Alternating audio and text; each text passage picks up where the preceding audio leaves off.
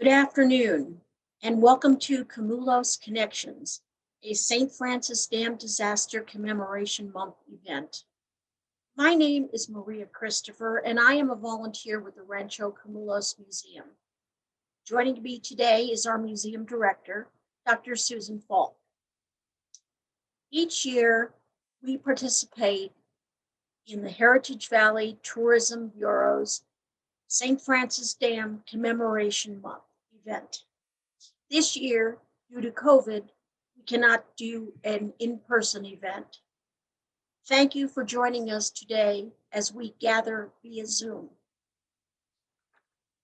Rancho Camulos Museum is a 501c3 museum dedicated to preserving, restoring, sharing the story of, and providing public access to the historic Rancho Camulos National Historic Landmark.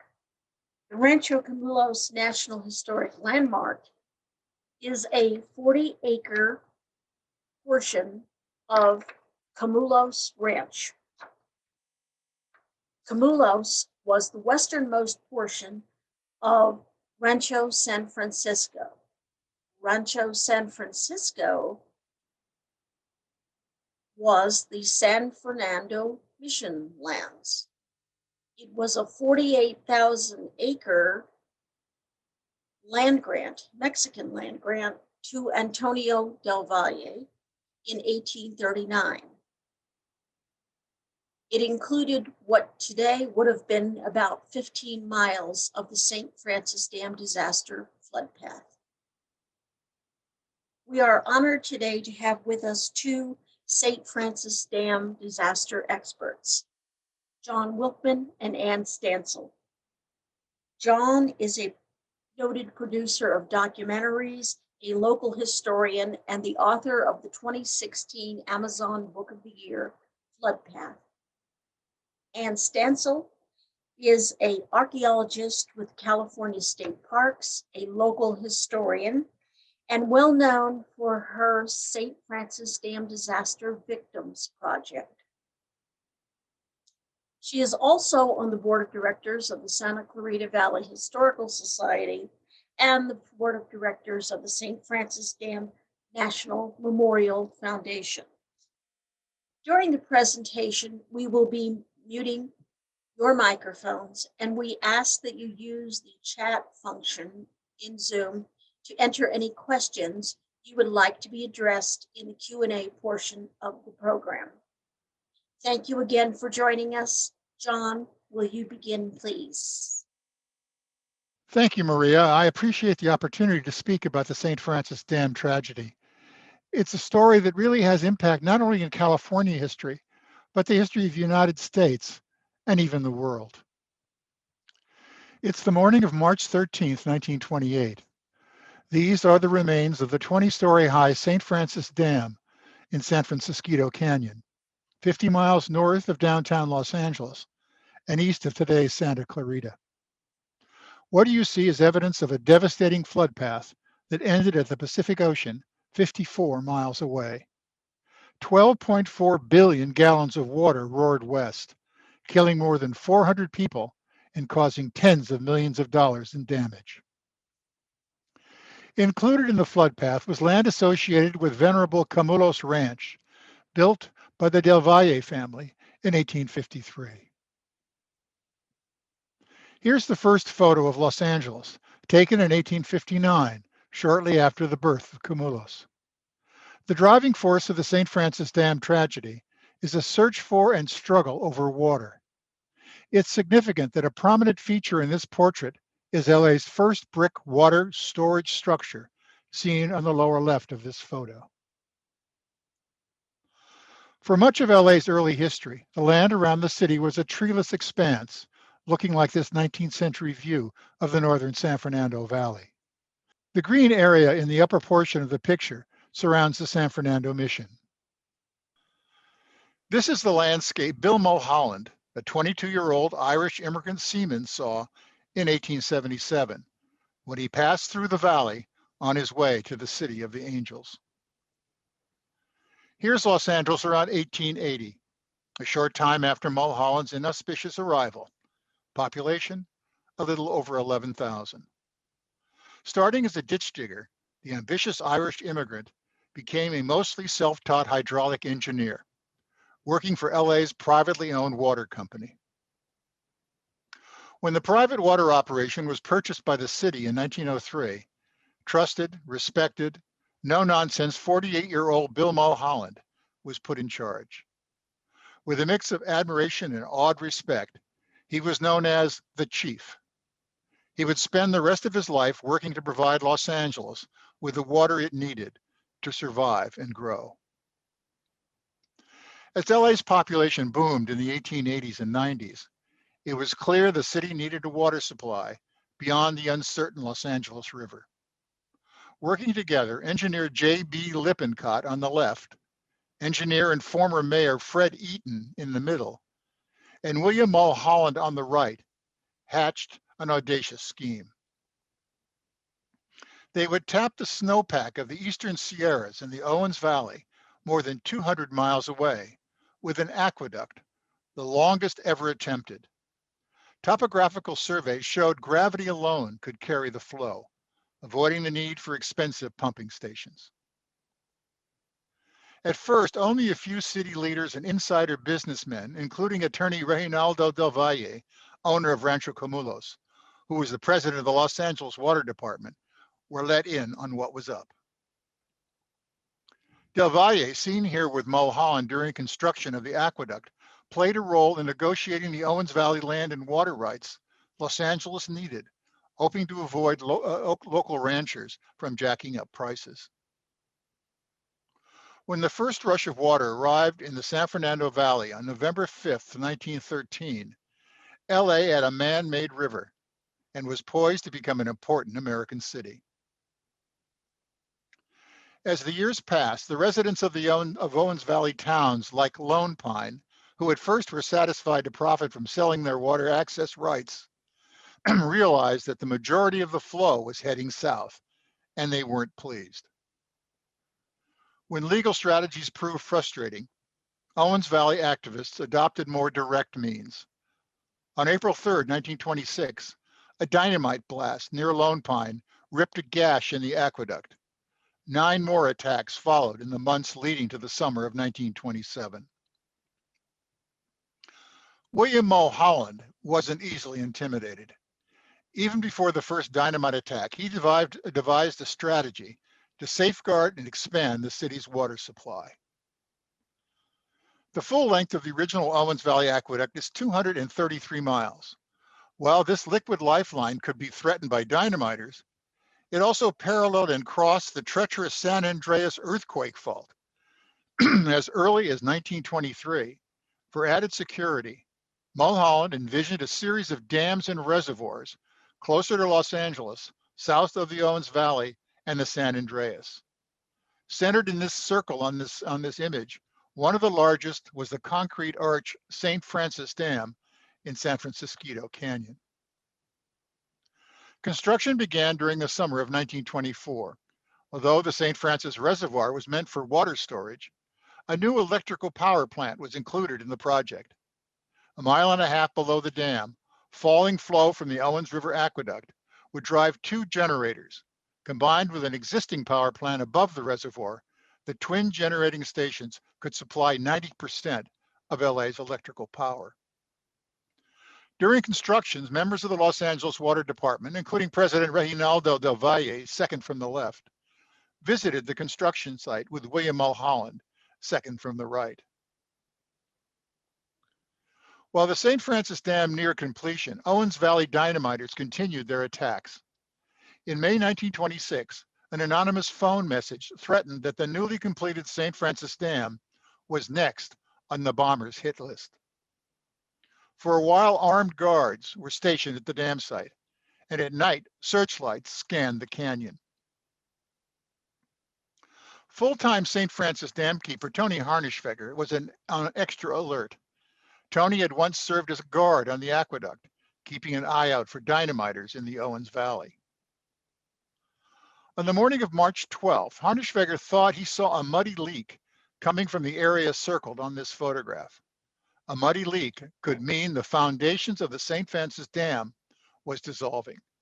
He immediately telephoned his boss in Los Angeles. When Mulholland and his assistant, Harvey Van Norman, arrived to investigate, to them the leaking water appeared clear. It looked like it turned muddy when mixed with construction debris. Mulholland and Van Norman concluded that the dam's foundation was safe and left for Los Angeles. It wasn't.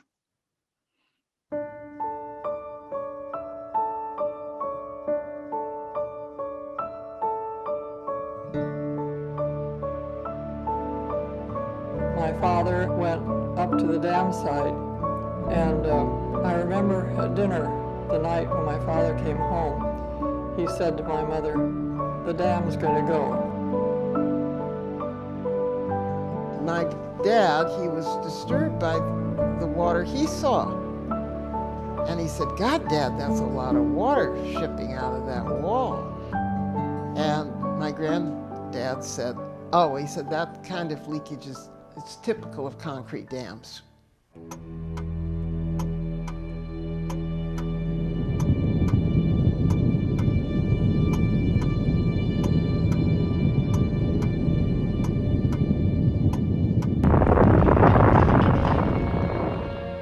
Terrible commotions, a lot of noise. The sirens were blowing. And then we got a call, somebody at the door warning everybody to move up to higher ground because the dam had broken. At first she thought it was the wind, and she said, "That isn't the wind," and she said, "Lima, the dam must have broken." The water being over 80 feet tall, destroying everything in its path, including lives. They decided we'd better get out of the house. It was started moving. I told my mother, I said, "Mother, I'm going to get out." And she said, "Oh, you foolish child, you can't." I said, "I'm going to get out." And out I went, out the door. And that was the last I saw of any of them. The water hit. The water hit, and everybody grabbed someone. He lost his nephew, and he said he turned around suddenly, he sees a little boy, his little chin up on a piece of wood, and his little hands like saying, "Here I am, here I am." But of course he was speaking Spanish, he really spoke Spanish. "Here I am, Uncle." And my dad said that he felt like his life came back to him. It was 9 miles downriver when the water receded, and I was left perched in a pile of debris. When the sun hit me, it was like I'd been asleep and had a bad dream. There was a boy there that I'd gone to school with, and he tried to climb the tree, and there was all mud prints from his hands down the sides of the tree. Now, if we'd have found him early that morning, we might have saved him. I don't know. They found a body one time in sand. All that was sticking out were fingers. And when they dug it out, it was standing straight up and down. It was buried in silt that deep. Bill Mulholland at the inquest was reduced to a very small man. He took full blame. He had done everything he thought was right. He'd experienced great success as an engineer.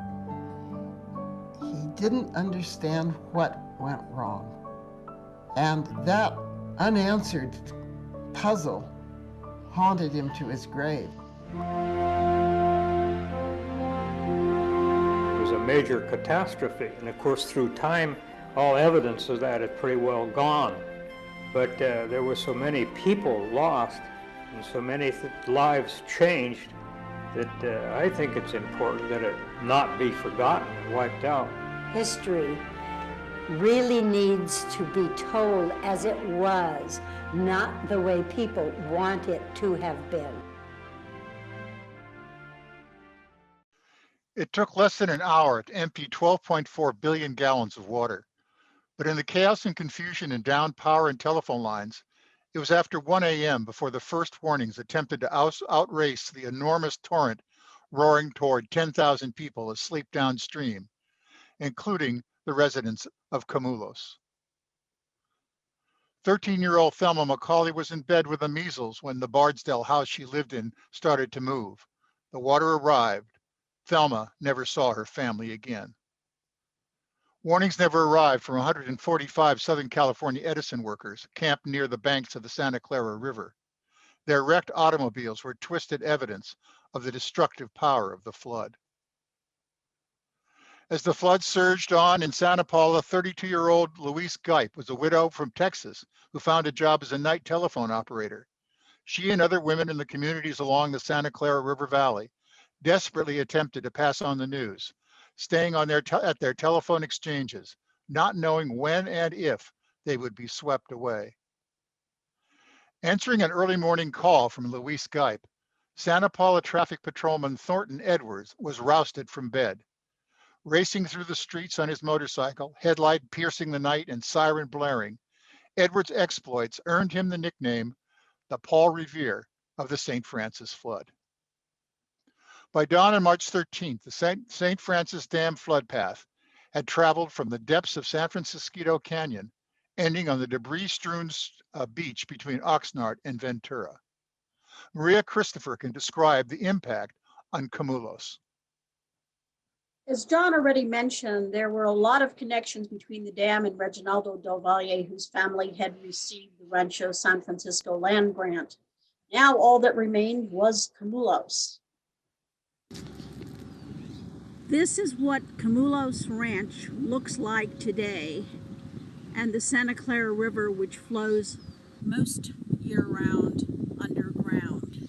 But if you had been here in the early morning hours of March 13th, 1928, you would have seen the torrent of water approaching, and you would probably have been taken away by the flood as the waters headed downhill towards Piru, Fillmore, Santa Paula, Ventura, and the ocean.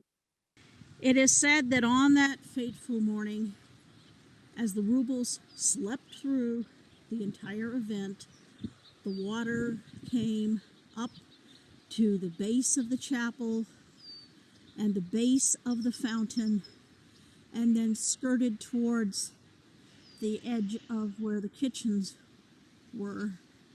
And that's as far as it got. And the only thing that happened was the light in the chapel went out. So Camulos was saved from the St. Francis Dam disaster flood.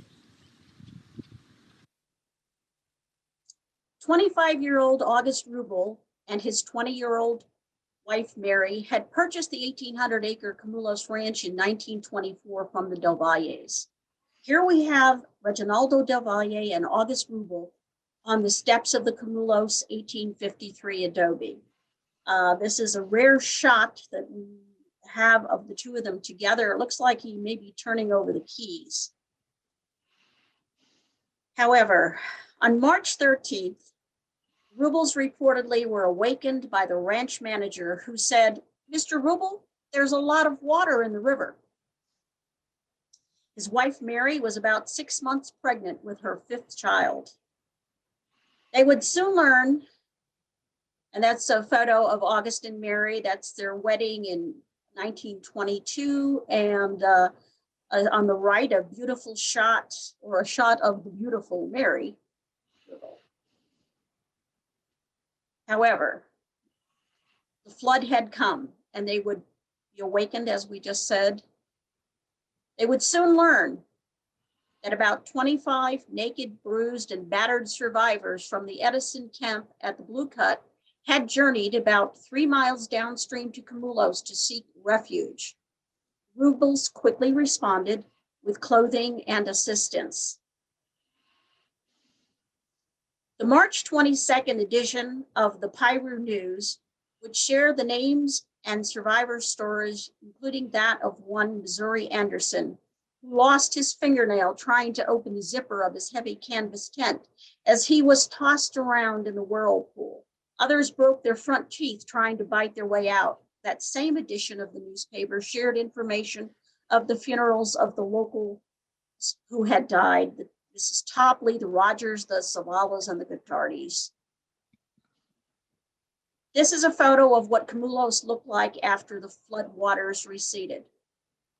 These are two of the panorama photos of the flood path that were commissioned by Ventura County because they anticipated litigation with LA City. That did not happen. They're not the best quality photos, but at least you get an idea of what it looked like. And those were done throughout the flood path. An interesting collection that is available today in Ventura County offices. Unfortunately, due to COVID, it's not accessible. But continuing, I once asked their daughter, Shirley, if she had any memories of the disaster, as she was only a toddler at the time. She recalled seeing the damaged huge piles of trees and debris as she looked down the barranca and out on the riverbed. She said she saw what she described as dead animal carcasses high in the trees. She recalled a strong odor. Mr. Rubel soon dispatched his family to their vacation home on the Rincon, which is an area located on the coast near the Ventura and Santa Barbara County line. For the next several weeks, he would gain community recognition as he devoted himself to the search and rescue effort and recovery efforts throughout the area.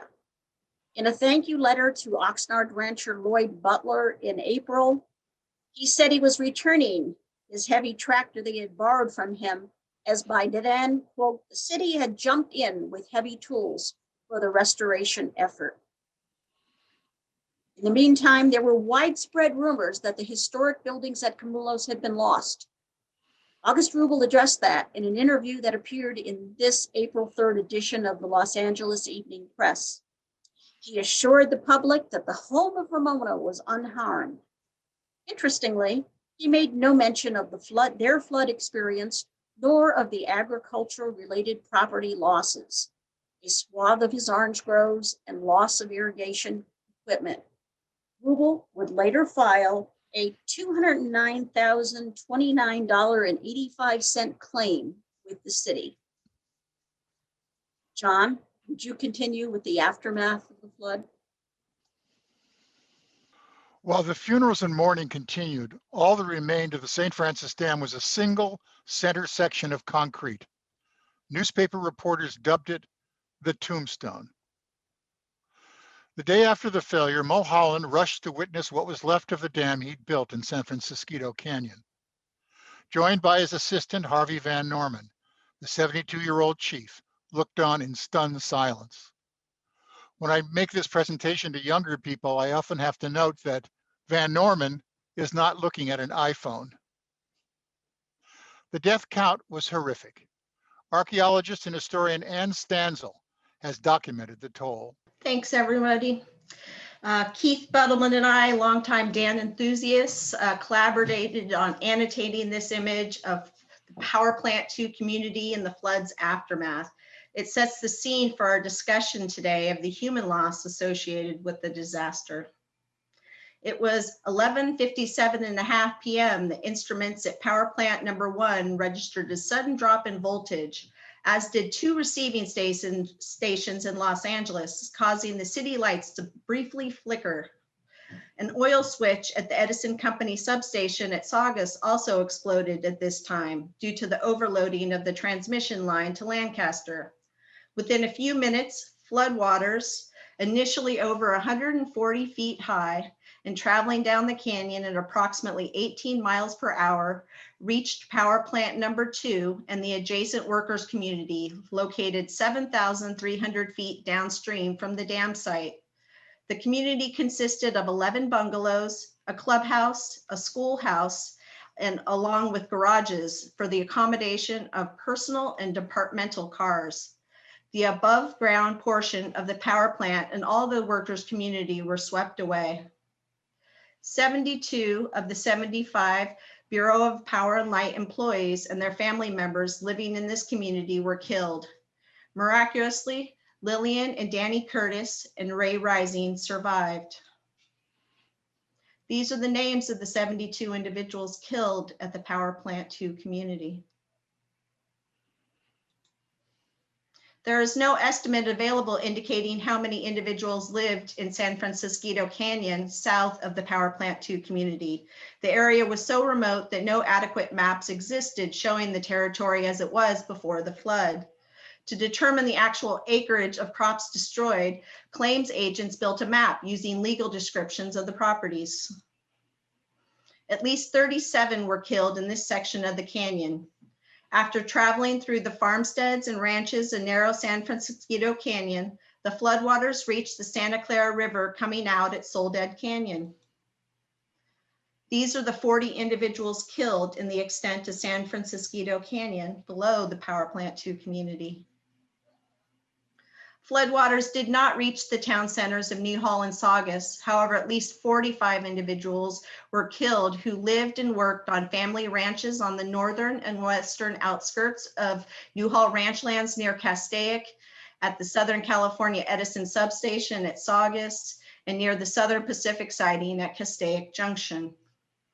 At 12:40 a.m., the flood reached the Edison Company substation, causing power outages throughout Ventura, Santa Barbara, and part of Los Angeles County. 1 hour after the dam failure, 60-foot floodwaters reached Castaic Junction, eradicating McIntyre's service station, diner, and 7 tourist cabins. At Castaic, Highway 99 running between Los Angeles and Bakersfield was buried under several feet of debris, the bridge over the Santa Clara River partially washing away. At 1:09 a.m., employees at Power Plant Number 1 reported to Los Angeles city officials that the Canyon Road was out and the St. Francis Reservoir was nearly empty.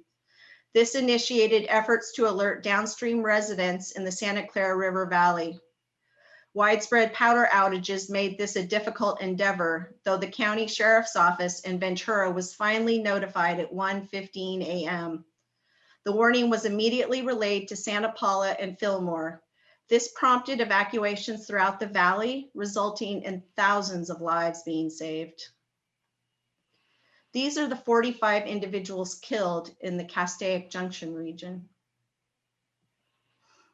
Unfortunately, word of the impending floodwaters did not reach the Southern California Edison Company's temporary construction camp, which was located just west of the Los Angeles-Ventura County line at the Southern Pacific Railroad siding of Kemp. A 60-foot wall of water traveling 12.5 miles per hour washed over the workers as they slept in canvas tents on the northern bank of the Santa Clara River. The natural topography of the area created a huge swirling pool about 1/2 mile across. Those who got into that swirl said that they got off when they were taken around to the close bank. Some the first time around, some the second time around, some going around as many 5 times, around and out into the mainstream current. The whirlpool gave the men a fighting chance, and they otherwise would have been taken directly down the stream to be beaten to death by the debris tumbling around, unable to get out of their zip tents. 85 of the 148 men sleeping at the camp that night were killed. Law enforcement officers provided warning up and down the valley, though they were unable to reach Fillmore before the floodwaters did. At 2:20 a.m., the flood reached the communities of Fillmore and Bardsdale, situated on opposite banks of the Santa Clara River. The bridge connecting the 2 communities was instantly destroyed. Residents of Fillmore had approximately 30 minutes notice of the impending floodwaters, resulting in low loss of life within the community. On the other side of the Santa Clara River, Bardsdale residents who lived on the south bank of the river received only a moment's notice. Largely due to a lack of downstream notification, as well as proximity of homes to the river's bottom, 70 individuals from the 8-mile stretch spanning Piru, Fillmore, and Bardsdale were killed. During this same time, evacuations of the lower lying areas in Santa Paula were underway. The whistle at the Union Oil refinery sounded steady shrieks. Patrolman Thornton Edwards, John Messer, Lee Shepard, and Stanley Baker drove up and down the streets with sirens blaring in attempts to warn many residents as possible. Telephone switchboard operators at Santa Paula stuck to their posts and rang rural residents, providing warning to head for the hills. As the dam had only been completed in 1926, most residents were unaware of its existence. Some residents chose to ignore warnings to evacuate. Many of the residents in the low-lying areas adjacent to the Santa Clara River spoke Spanish, and the language barrier between police and residents is said to have delayed some evacuations. Patrolman Edwards would later express that when we went to arouse those Mexicans down by the river, all I could say was mucho agua and point east. Many of them laughed and looked up at the sky and said, no está lloviendo, it's not raining. The collapse of the Willard Bridge east of town, a frightful sound heard for miles, served as a final warning. Despite being the most densely populated of all communities in the flood zone, there were only 16 deaths in Santa Paula. The floodwaters, which took 5.5 hours to travel from the dam site to the ocean, caused a 54-mile path of destruction and death from the mountains to the sea. The waters carried buildings, trees, fences, telegraph and power poles, railway tracks, livestock, and bodies. On the night of March 12, 1928, approximately 10,000 individuals were living in the path of the flood. At least 1,240 homes were partially or totally destroyed, and over 7,900 acres of farmland, including citrus, walnuts, apricots, beets, beans, hay, alfalfa, vegetables, and grapes, were inundated and ruined by erosion. Pilots were dispatched at sunrise to report the extent of the damage and photograph the expanse of the flood in preparation for expected litigation against the city of Los Angeles. The first priority was sheltering those left homeless and recovering the dead.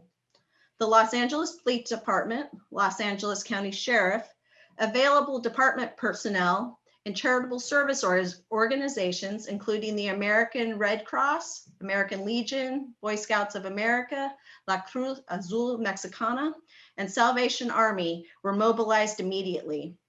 In the early morning hours following the disaster, first aid stations, canteens, clothing deposits, and temporary housing were established by Red Cross chapters from Ventura, Los Angeles, and Kern counties at Saugus, Newhall, Fillmore, and Santa Paula.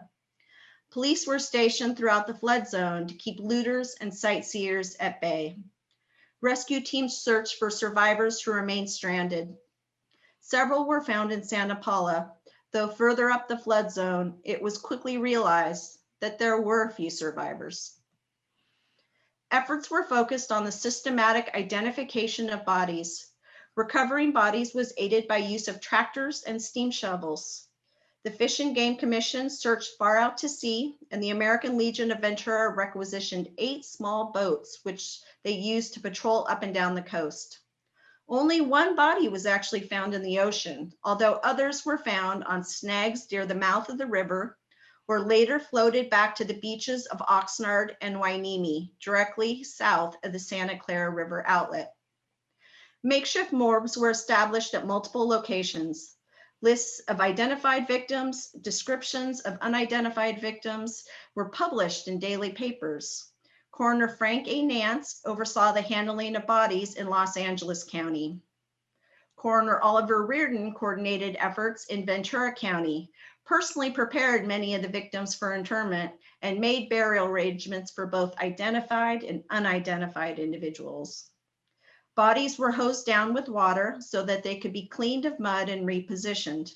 They were then hosed with cold water and embalmed to extend preservation and held as long as possible for identification. At the Newhall Temporary Morgue, victims were laid out on narrow pine planks and placed at an angle against benches for viewing. Survivors traveled from morgue to morgue within and beyond the flood zone to identify family and neighbors.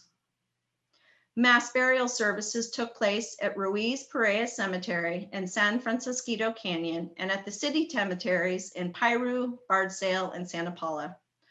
More than 3,000 are said to have attended the mass funeral held on March 19th at the city cemetery in Santa Paula, when victims from the Serna, Coden, Luna, McIntyre, Perez, Samaniego, and Torres families were buried. In the disaster's aftermath, the city of Los Angeles quickly announced that it would take financial responsibility for restoration efforts. A citizens restoration committee was formed to oversee the handling of claims. Offices were opened throughout the expanse of the floods affected area to expedite the process. Identity, kinship, dependency, earning capacity, surviving family and children, and other like information necessary to determine proper consideration of each claim was compiled by Red Cross workers and City of Los Angeles claim agents. Restoration and reconstruction efforts were simultaneous with relief efforts. Los Angeles Mayor James Cryer issued a statement acknowledging the city's potential responsibility for damage to property, stating, "Los Angeles cannot restore the lives lost, but the property damages should be paid." Although Cryer initially planned to determine fully where legal liability lay before initiating the claims process, Mulholland's deputy Van Norman told the city that no question of legal status of claims should ever be raised, and the moral obligation to repay damages in the valley is sufficient. While conscience may have played a part in this decision, there was also concern that a legal battle would jeopardize the city's position in other important matters, such as the water wars in the Owens Valley and the Boulder Canyon project. The numerous boxes of claim files in the holdings of the Los Angeles Department of Water and Power Records Center are a testament to the bureaucratic nature of this catastrophe.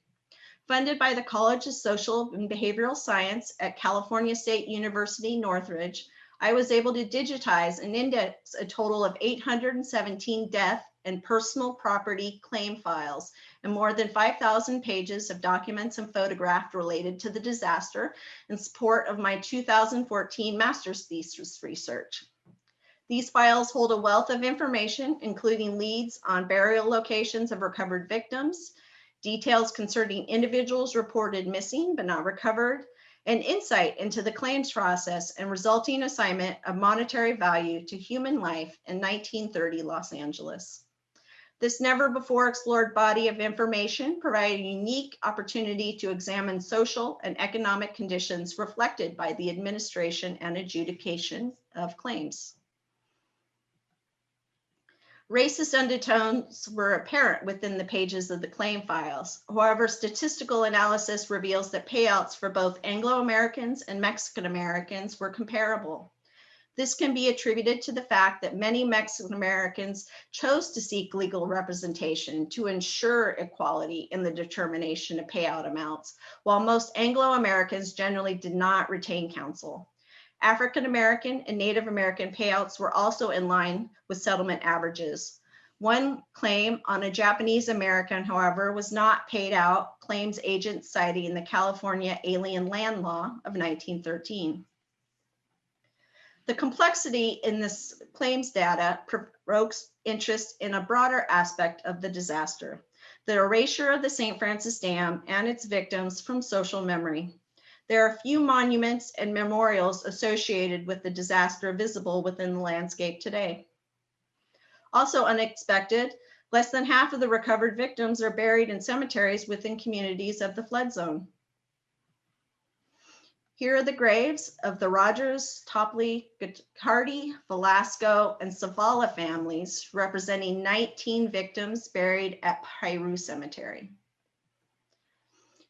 Here are the graves of the Carrillo, Coffer, Basolo, and Boardman families, just some of the 28 individuals also buried here at Bardsdale Cemetery within the flood zone.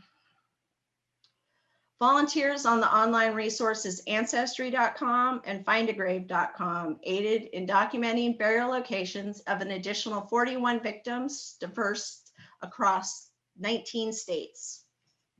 Victims of the St. Francis Dam disaster are interred in 65 cemeteries across the United States and Canada. As the burial results and casualty demographics clearly demonstrate, the economic circumstances of 1928 had men on the move in search of work, often far removed from their family and hometown. Southern Pacific Railroad transported bodies home free of charge, and the city of Los Angeles paid $150 towards the cost of every burial. These circumstances resulted in many flood victims being returned home for burial in a family or community cemetery once they were recovered and identified. The presence of many men from out of state working in the communities of the flood zone most certainly impacted the process of identifying casualties and may account for a number of the individuals who were recovered but not identified. 68 unidentified victims of the disaster are buried in 2 cemeteries in the flood zone, all in unmarked graves. 48 unknown victims are buried along the west wall of Ivy Lawn Cemetery in Ventura, just one section over from Coroner Oliver Reardon's family plot. Another 19 known dead are interred at Santa Paula Cemetery. In 2004, the Santa Paula Historical Society placed a commemorative marker on the spot of these unmarked graves. Due to his ethnicity, one unidentified man was not interred within the flood zone, but instead at Evergreen Cemetery in East Los Angeles, where Japanese burials were permitted. Here are some of the basic descriptions of some of the unidentified. Ventura County Oliver Reardon worked tirelessly to identify these victims for many years after the disaster.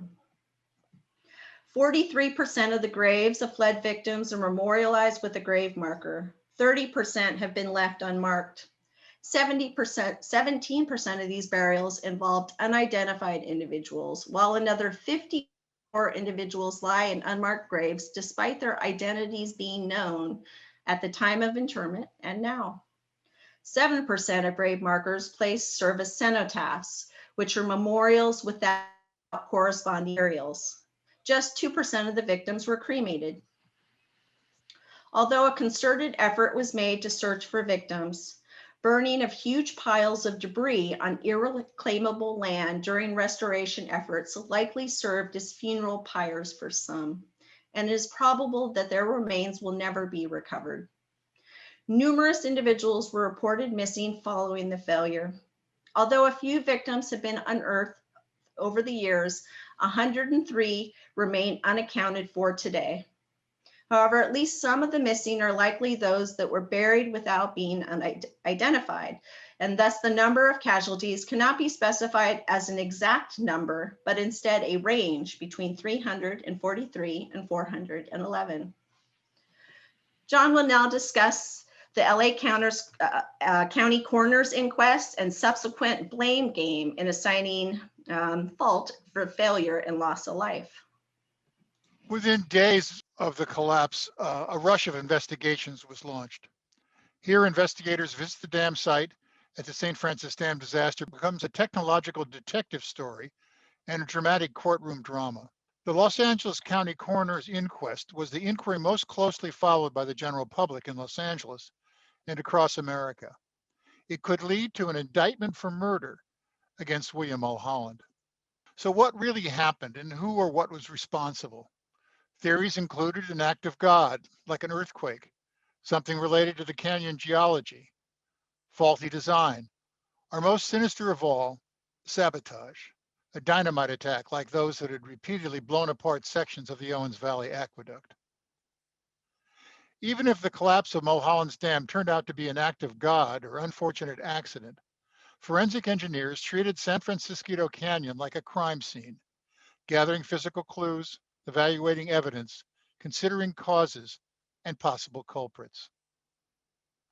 As an example, scour marks left above the location of Powerhouse 2, seen here after reconstruction began, indicate the height of the floodwaters, measured at a maximum of 140 feet. Did these marks have more to tell about what caused the collapse? Even more dramatic and mysterious were clues scattered downstream, huge fragments of the dam. This is the largest piece, left more than a mile away. It was estimated to weigh as much as 10,000 tons. So how did it travel so far? Like reassembling a jigsaw puzzle, investigators carefully located and measured the fragments of the St. Francis Dam. Because of the structure's curved stair-step design, individual pieces or blocks could be relocated on a drawing of the concrete barrier when it was intact. Understanding how and when these fragments fell could help create a scenario for what caused the failure of the St. Francis Dam. One of the most important and controversial sources of investigative evidence came from the Stevens gauge, a device that recorded the height of the reservoir tracked over time. This chart appears to show a slow decline in water level in the days and hours before the collapse, and then a precipitous drop around midnight on March 12th. As it turned out, as straightforward as it appeared, the information captured by the Stevens gauge suggested a surprising twist to understand what was happening in the final minutes of the St. Francis Dam. William Mulholland was the central witness during the coroner's inquest. Devastated by the tragedy, he steadfastly testified that the St. Francis Dam was safe. Mulholland may have harbored hidden suspicions that a dynamite attack was involved, but in the end, the chief accepted full blame for what had happened. "I envy the dead," he said. Other engineers, less convinced about the safety of the St. Francis Dam, focused on the uncertain landscape of San Francisquito Canyon. One witness brought a sample from a rock formation that supported the west side of the dam. When he dropped it into a glass of water, the rock dissolved into a blood-red slurry. It was a perfect moment for newspaper reporters and photographers, but the role of geology in the failure proved to be far more surprising and complex. One indication that a failure of saturated west side conglomerate may not be the final word was a carpenter's ladder crushed inside a crack on the east side of the dam. How did it get there? When the verdict of the coroner's inquest was announced along with the results of other prestigious panels, despite evidence of the possibility of an earthquake or dynamite, the consensus was that the responsibility for the failure lay with the work of the Los Angeles Department of Water and Power and the judgments of William Mulholland. Although most reports were prepared quickly and often drew from shared evidence, few in the engineering community and general public questioned the results. But in fact, there was much more to learn. On May 10, 1929, the last standing reminder of the disaster, the tombstone, was blown to bits by dynamite. The remains were buried and a road paved over the gravesite. But it wasn't so easy to forget the tragedy of the St. Francis Dam. However, this rediscovery took 35 years. In 1963, a Santa Paula rancher and amateur historian, Charles Outland, published Man-Made Disaster, the story of the St. Francis Dam disaster. Although he wasn't a civil engineer, Outland's sleuthing found new vital information about the failure, overlooked by the 1928 investigators. More than 50 years later, my book, Flood Path, added more information from formerly inaccessible Department of Water and Power files and offered the latest computer-assisted analysis of the failure, assembled by geological engineer J. David Rogers. In the more than 90 years since the collapse, an explanation of the failure has shifted focus from the west abutment to the east, where enormous landslides were clearly evident, as you can see in this photo. One of the mysteries of the Stevens gauge was apparently that it showed a slow decline of St. Francis Reservoir before the collapse, but the amount of water released by such a leak would have covered the canyon floor before the failure, and no one reported evidence of that. Later investigators concluded the decline in the chart recorded a lifting of the dam, not a fall in the reservoir level. The St. Francis Dam was moving, pushed and twisted by a saturated foundation and the slow movement of the beginning of a landslide on the East Canyon wall. This is confirmed by the ladder caught in the crack of the dam, evidence that the structure not only lifted, but tilted, opening a crack. When the dam tipped back, the ladder was trapped. Much of this evidence dates to 1928, but only relatively recently, J. David Rogers and others provide the most detailed technical examination of the failure. It began with a breach on the lower left side of the dam. As a landslide undercut the east abutment, concrete cracked apart and a schist-filled flood was released into the reservoir and canyon below. Within minutes, the landslide created a temporary barrier as it created a giant wave that rushed across the reservoir and collapsed the west side of the dam. Huge pieces of concrete tumbled downstream as the flood passed both sides of the remaining center section, known as the tombstone. In the final minutes of the failure, the tombstone tilts and twists as more chunks of concrete collapse against the east abutment. In less than an hour, the entire 21.4 billion gallons of water in the St. Francis Reservoir were rushing west through San Francisquito Canyon, past Camulos, and into the Santa Clara River Valley. Even with all this new information, I believe rescuing the memory of the St. Francis Dam disaster is important for a fuller appreciation of the sometimes hidden history of Los Angeles, but just as vital for today's world of climate change, limited water resources, and the challenges of an ignored American infrastructure. Like the lovingly preserved grounds of Rancho Camulos, which felt the rush of the Great Flood, the St. Francis Dam deserves to be remembered and honored for its role in California and American history. As seen today, this is where the Great Dam failed on that fateful 1928 night. Now, after years of effort, plans for a St. Francis Dam Memorial are underway, a long overdue reminder of the hundreds who lost their lives, and a timely lesson from the past to inform critical discussions we face for the future. Ann Stansel has followed the plans closely. Thank you, John. The public narrative observable today is largely due to the efforts of historical societies and dam historians, some of whom have come to be known as dammies. Local historical societies throughout the flood zone acknowledge the failure of the anniversary date through activities such as hosting talks or visiting the ruins of the dam. Some dam enthusiasts, including Peggy Kelly with the mighty Santa Paula Times and Leon Warden, owner of SCV TV and host of Santa Clarita Valley History Buffs on Facebook, are involved with local media and generate articles and interest around anniversary dates. Most of the dammies communicated firsthand with survivors and descendants, influencing their understanding and remembering of the disaster, as well as what they choose to share with the public. As just mentioned, no formal monument currently exists at the St. Francis Dam site, though the ruins do serve as an informal memorial to the disaster. The site consists of several dynamited blocks of dam and the dynamited wall dike bisected by a former section of San Francisquito Canyon Road. Access is currently by footpath along this abandoned road section, a casualty of 2005 storm runoff.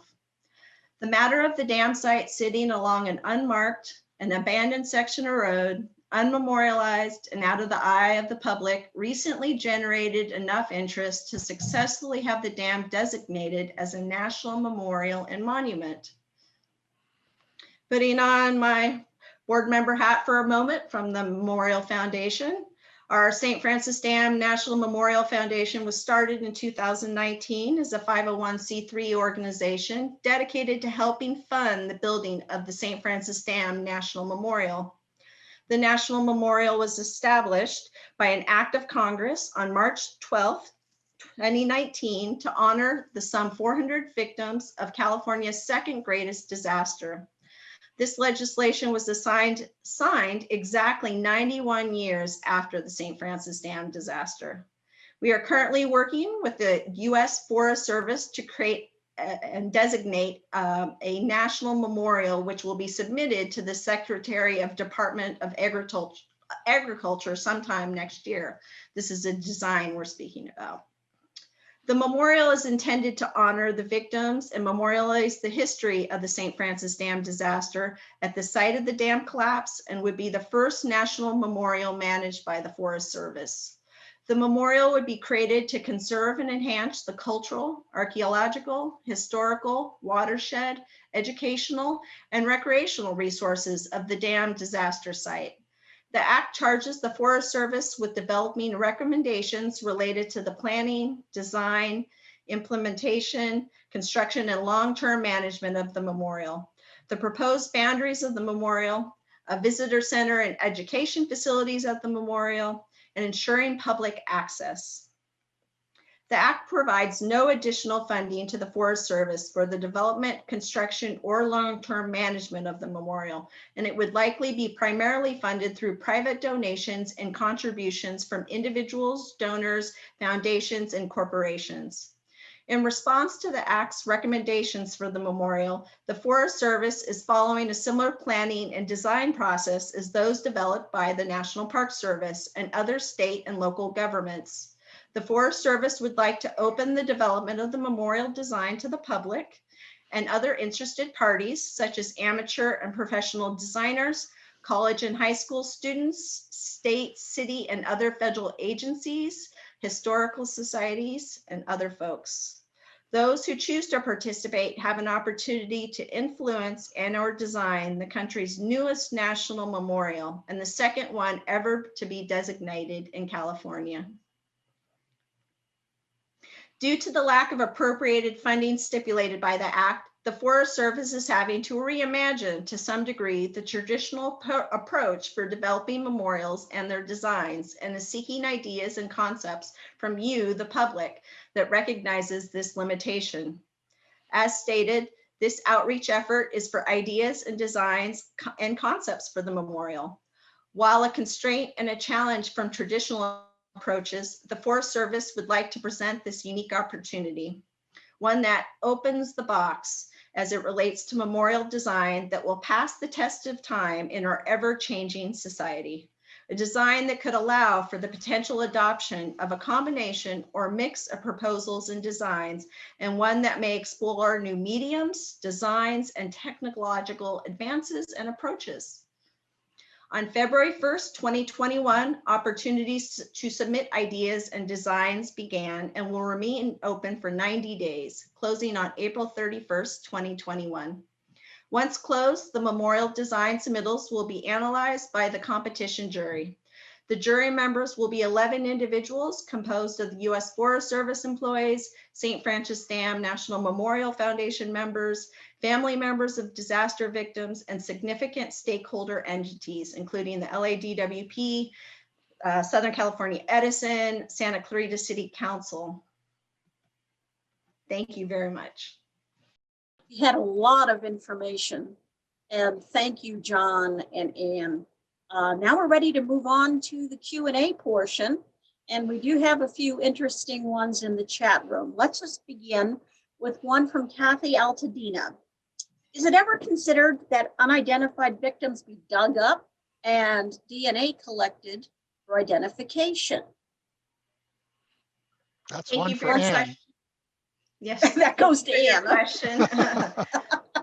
I actually have had descendants of victims contact me and offer DNA because they have family members that have not been recovered. And this has been a thought of something to do as far as potentially another project where I might return to school and undertake this.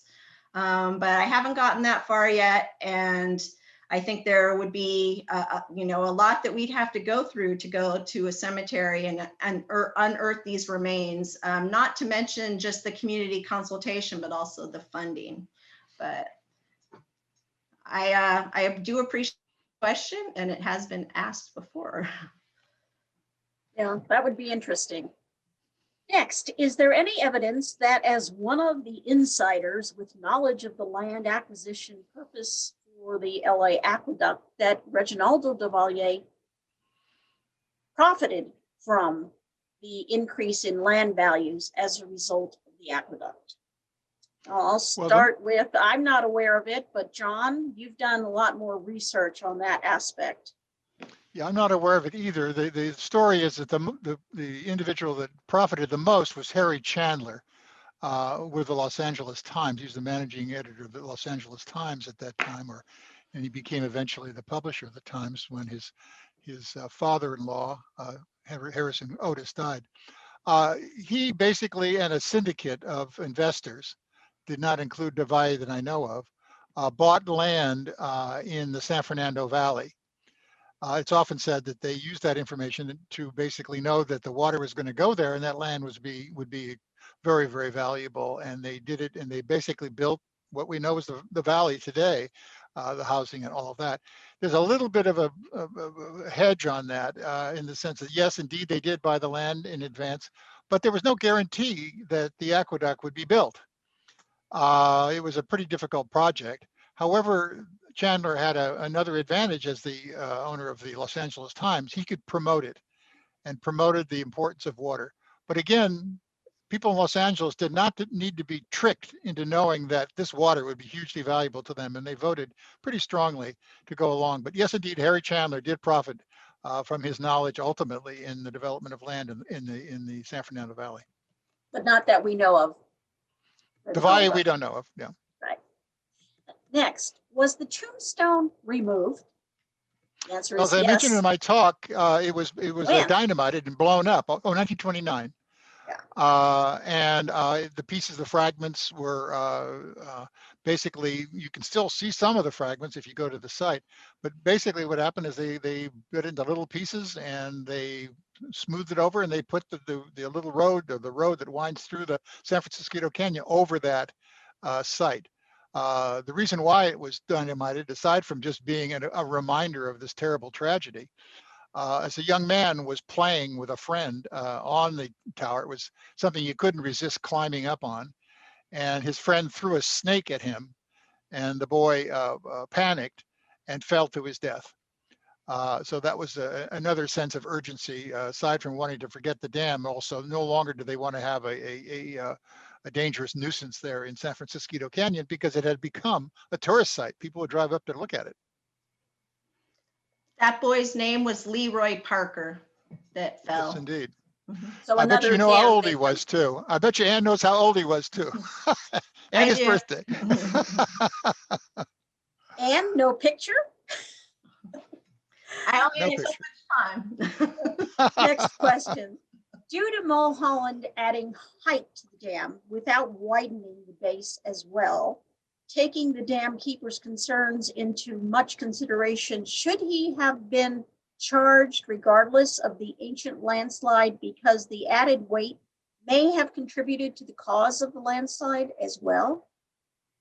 Yeah, there among many things that Mulholland did, is that indeed at one point, again, Los Angeles was exploding with population growth. So they had estimated how much water they needed, and they found out, oh no, we need a lot more water. So Mulholland raised the height of the dam and creating what's called a wing dike off on the side, so the reservoir could become much larger. But in basic engineering, in order to do that and make it more stable, you need to widen the base so it's not unstable. Well, he didn't do that. The primary thing is that the people who defend Mulholland said that he couldn't have known about the geological situations there. And you can argue, yeah, he should have. But basically it was the geology, nothing to do with the concrete, not its site. It was basically the geology was, that landslide was powerful enough. Once it dumped all that dirt into the reservoir, it created an enormous force behind the dam and made it collapse. It's a engineering term called uplift, that the base of the dam was saturated to the point where it really just was floating on its foundation and very unstable. But yeah, no, it was a complicated thing, but it was clearly in the end, it was Mulholland. He took the responsibility for it. As he said it in the hearing, he said that if a human is responsible for this failure, I am that human. Would it be correct to assume that some victims remain buried in the river path? Also wondering if some victims were found years later. The answer to that is yes, and I think Anne has the specifics on that one too. Yes, there, as of right now, are 103 that remain unrecovered. But, you know, the more recent victims that have been unearthed haven't necessarily been matched up with records and accounted for. They're sitting at the LA County Coroner's Office or Ventura County Coroner's Office, and may or may not for certain be known as St. Francis victims. However, because of the silt deposit that took place with the flood, most times the coroner is aware of that history, and when remains are found, that they're aware that it's a St. Francis victim. So I said there's 103 that remain unrecovered. Thank you. Lanny Larson is asking, years ago, I went with a group to help remove graffiti from some of the remaining concrete blocks. I think that's been a multiple projects on that. But what condition are the remains in now? Well, it's hard to categorize them. They've been sitting out in the rain, and the San Francisquito Canyon has natural floods have taken place repeatedly since 1928. So they're there. The stair step, you can see the stair step on the larger pieces, but of course they're worn and they're weathered. You know, I mean, they're obviously no one's moved them, but they have been worn over time. I visited the dam site a few weeks ago and posted updated photos in our group, St. Francis Dam Archaeology. If you're interested in joining that group, I'd be happy to admit you so you can see them.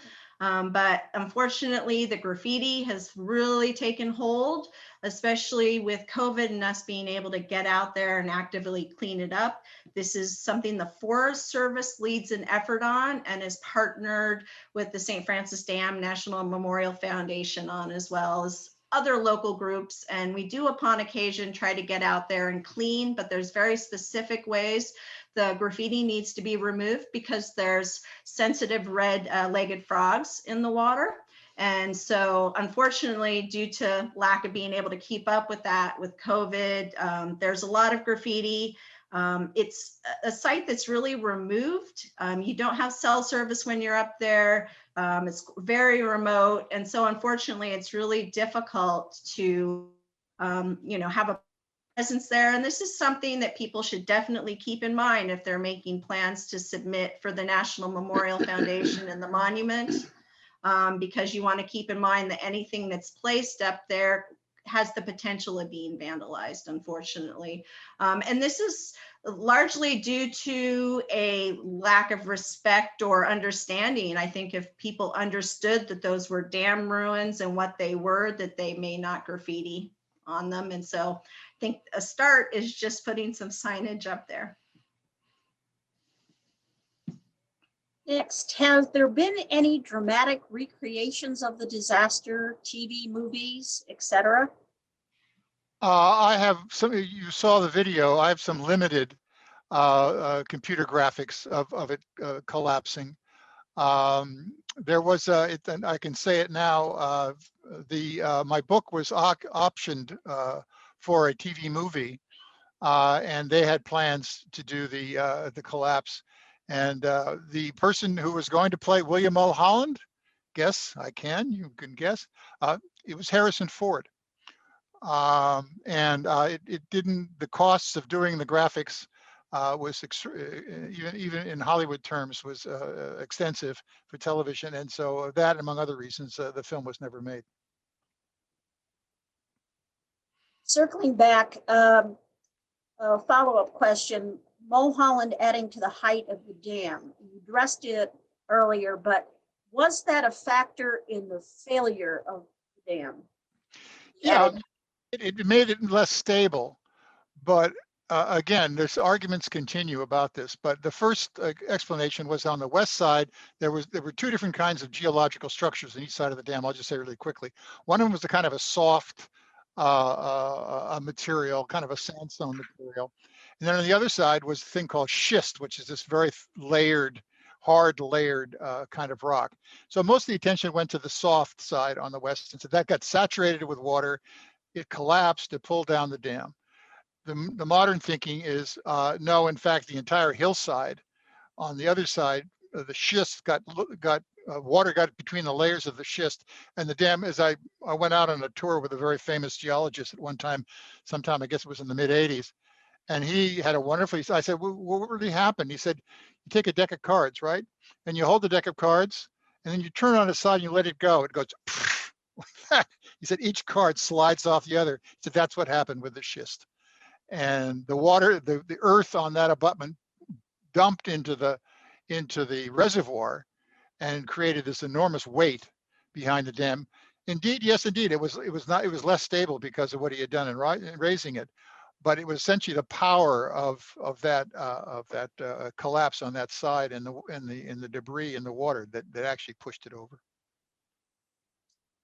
You mentioned the coroner's investigation as an early report on the cause of the dam failure. Any comments on the study commissioned by District Attorney Asa Keys and chaired by Edward L. Mayberry Jr.? They're thinking is the name. I understand this study found no criminal wrongdoing. Well, that's interesting. It's actually Asa Keys is how you spell his name. Keys, I'm sorry. And if you, well, just because people say Keys now, because if you go buy a used car in the Valley, you go to Keys Chevrolet. That's actually a company that he started. Asa Keys, and there were those who studied it. There's a lot of politics involved, and not just in politics in protecting Los Angeles. There was politics in the engineering community, because they were about to launch this enormous dam building. Hoover Dam was going to be built. It's an enormous concrete dam. And the last thing they wanted to do is for the general public who was going to pay for this was taxpayers' dollars to say, wait a second, this St. Francis Dam, this so-called big monster concrete dam collapsed and killed everybody. But in fact, so they had to make sure that people, oh no, the St. Francis Dam was an anomaly. Don't worry about it. All the concrete dams are safe. And then in Los Angeles, the studies that went on really were trying to, many of them, not whether conscious or not, were trying to prepare to prevent the city of Los Angeles from being sued and losing lots of money beyond what they had to pay out. Ironically, it's interesting.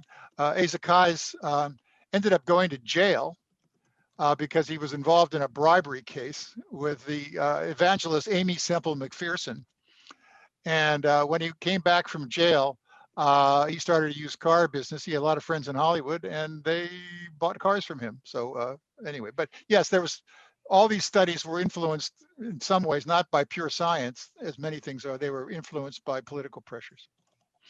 Does the replacement reservoir, the Bouquet Reservoir, pose a significant risk to Santa Clarita today? I think the same question would be asked about that dam above Piru, but can you address? Well, that's an earthen dam. It was very carefully. I mean, one of the big lessons from the St. Francis is that Mulholland believed he really knew better than anybody, and that was his weakness. It was an example of what the Greeks called hubris. And he did not consult a lot of outside engineering people. He had never built a concrete dam before, and the concrete dams were fairly new in those days, and a lot of people hadn't built them. But he had a lot of experience with earthen dams, and Bouquet is an earthen dam.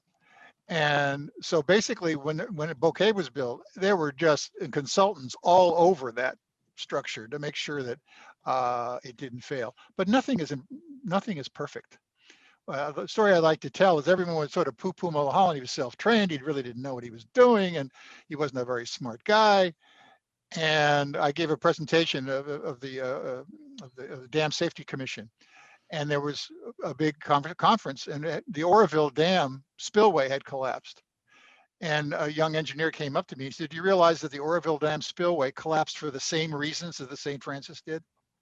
It was uplift." So these are built by university trained scientists and computers, and then a dam called the Teton Dam slid off its foundation, very much like the St. Francis.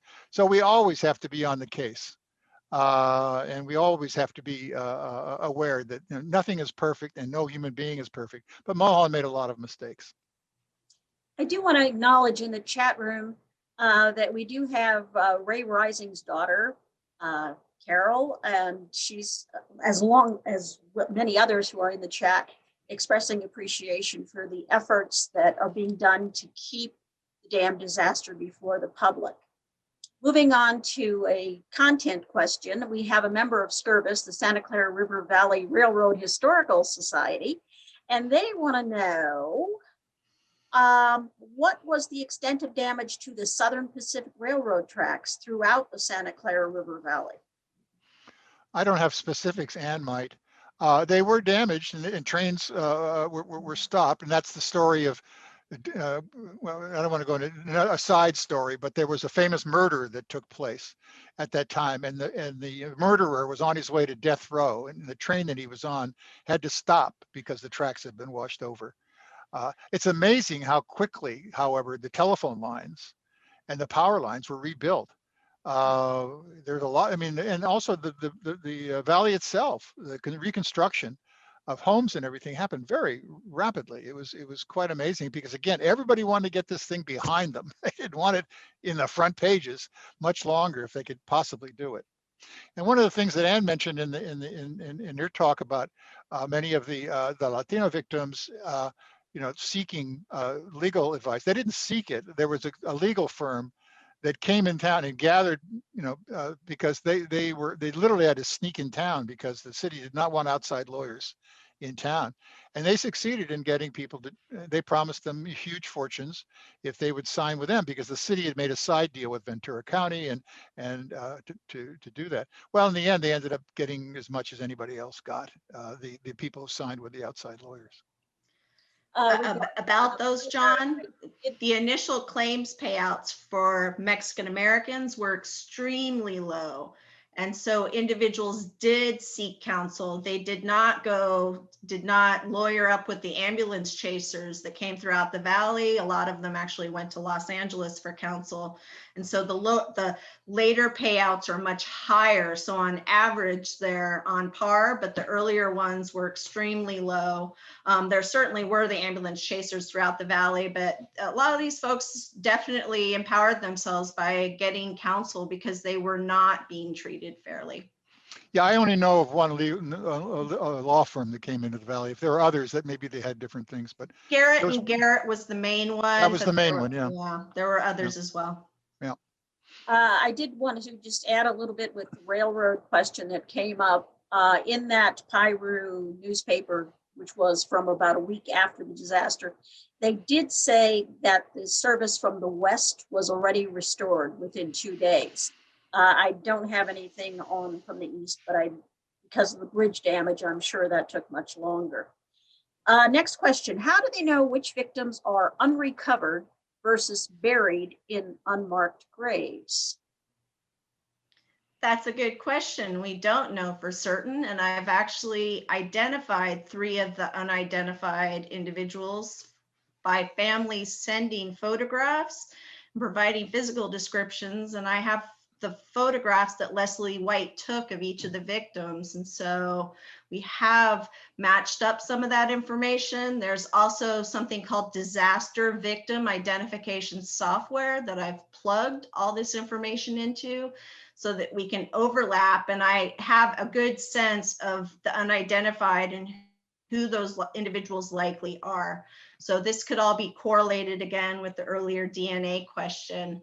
And this information supported by the claims files. The DWP went to great efforts to document each of the unidentified, including what burial plots they're in and whatnot. And so that we will never be able to match everybody up. And there's likely folks that weren't reported missing.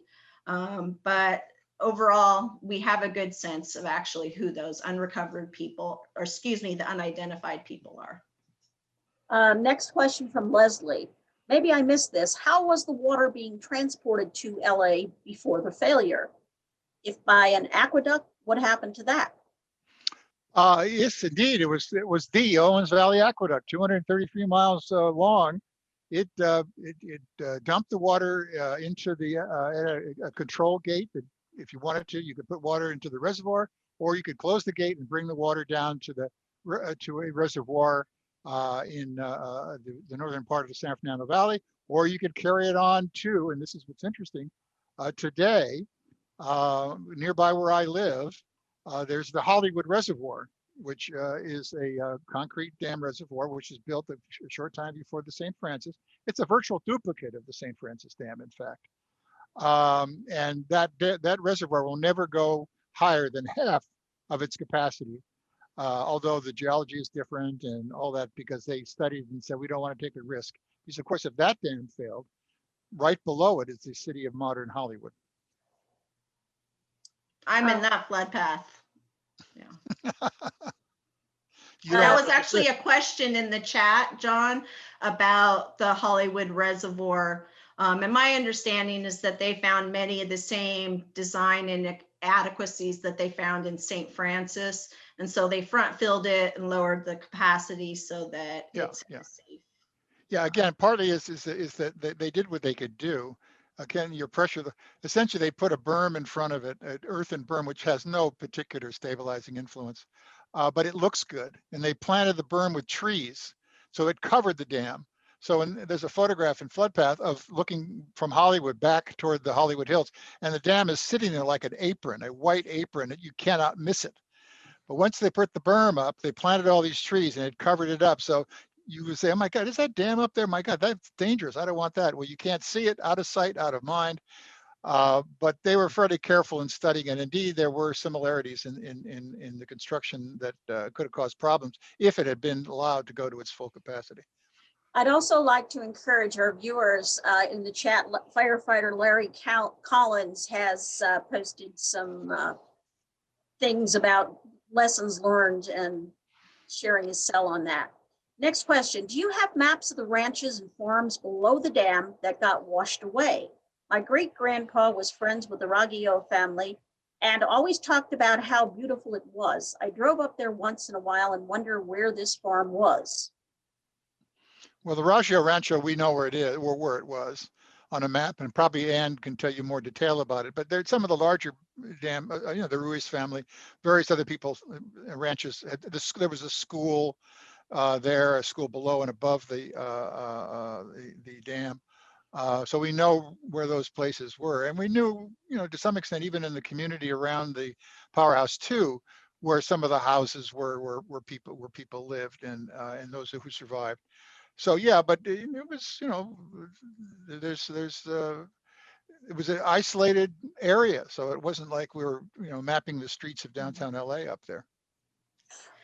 And most of the maps that have been made were made after the disaster. So it was actually difficult for claims agents to know who lived where in San Francisquito Canyon below the power plant community, because it was so claims agents, when they went through and were assessing the real property damage, used property descriptions, legal descriptions, township range and section where applicable. Unfortunately, Rancho lands don't always have township range and sections, so some of them were not specified so well, but they're all mapped out and they're in the real claims files at the LADWP archives. Next, what are the risks that something like this could happen today with either Piru or Castaic? It's my understanding that Castaic School moved its offices from below the dam to higher ground because they factored that through factored in the chances of the dam break. Maybe low, but not zero. Well, Piru is very debatable. People want to take Piru down. It's an old dam. I mean, one of the issues that's hot right now is in the Northeast. There's there's a a number of dams up there that there's a movement to basically remove those dams, let the water run free, and that's a very strong impetus, environmental. Also, dams, like everything, they age. And you can continue to maintain them and do the best you can, but they are structures that do have lifespans.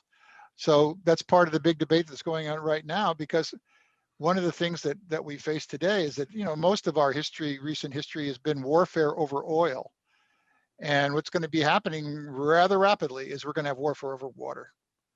And so how do we get it? How do we transport it? How do we save it and store it? Are going to be huge issues we're going to face as infrastructure issues and environmental issues play a role. Elizabeth has put in the chat a link to what she said is a fabulous article about inundation maps and potential. Again, we're getting a lot of thank you.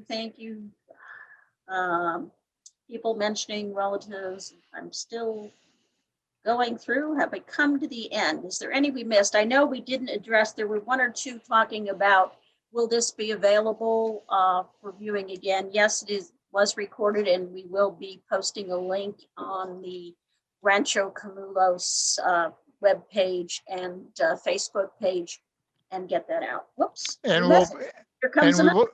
And we'll carefully edit it to take out all the mistakes. And somebody wants your email. I sent it to him, and I'm actually going to put it in the chat box. I'm not sure. So direct message him, okay?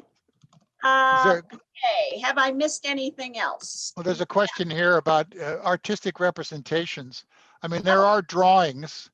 One of the things that I found at UCLA, which is really interesting, was how big the story was. It on the cover of an Italian magazine is an article about the St. Francis flood, and on the cover is a color drawing of victims struggling with the water, and they look to me more like Tuscan villagers than they do residents of the Santa Clara River Valley. But the story spread very widely, and there were artists who drew drawings, and of course the newspapers did drawings, and but of course, you know, it was in the middle of the night. It was very dark. People did not take a lot of time to sketch out the flood approaching them. Okay, any other questions that we missed?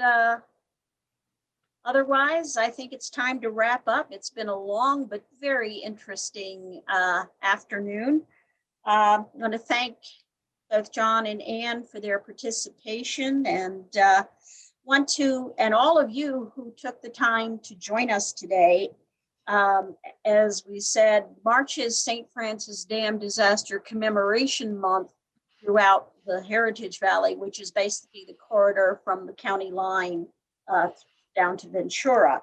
And there are, even though Camulos is not available because of the COVID, you can go to the memorials in Santa Paula and Bardsdale and Piru.